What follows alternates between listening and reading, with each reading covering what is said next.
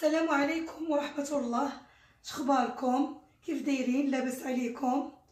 اليوم جيتكم بواحد الكيكه رائعه بالديسير ولا كريم باتيسيير، والمكونات ديالها كتكون من 3 البيضات، ياغورت فاني، كاس ديال الزيت بعبار بالقياس ديال كاس العنبه، كاس سنيده، 2 خمارات، 1 فاني، 2 الكؤوس ديال الفورس، وقبصة الملح بالطبع. في الخلاط الكهربائي كنديرو البيض والزيت والسنيده حتى يطلعوا مزيان ويبيضوا، او اللي ما متوفرش عنده يدير بالضراب اليدوي.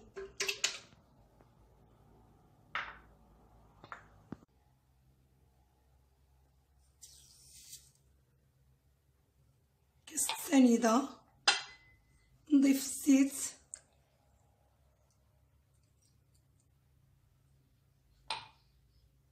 والفانيا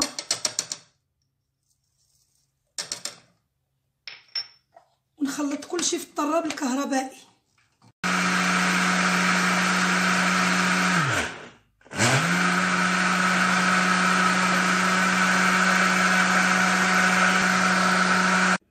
ونساجبت مع بعضها. كنكون من قبل في مول عائلي كبير دهنتو بالزبده ورشيتو بالدقيق. نديرو مول كبير لان هاد الكيك كتبغي تكون شويه كتكون رقيقه، ونهزو من الفوق بحال هكا نعليو باش تجينا مهويه. قد ما هزينا قد ما الكيكه كتجينا مهويه ومفشفشه من الداخل.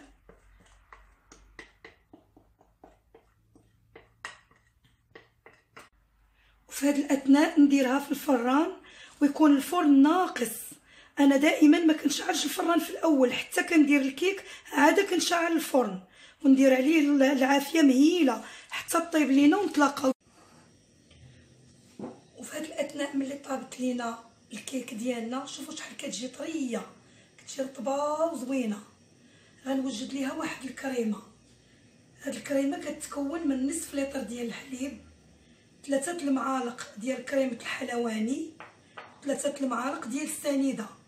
غنخلطهم ينسجموا مع بعضهم ونديرها على النار حتى تعقد لينا باش نديرها فوق الكيك ديالنا.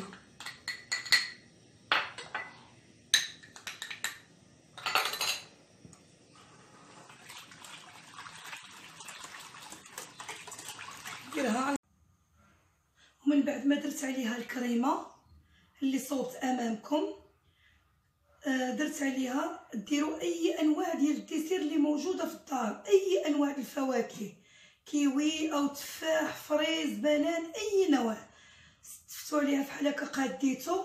وغادي نحضر ليها دابا واحد السيرو. هاد السيرو هو اللي كيزيد يعطيها اكثر من هاد الطراوه، كيعطيها طراوه اخرى كتجي بها لذيذه وزوينه.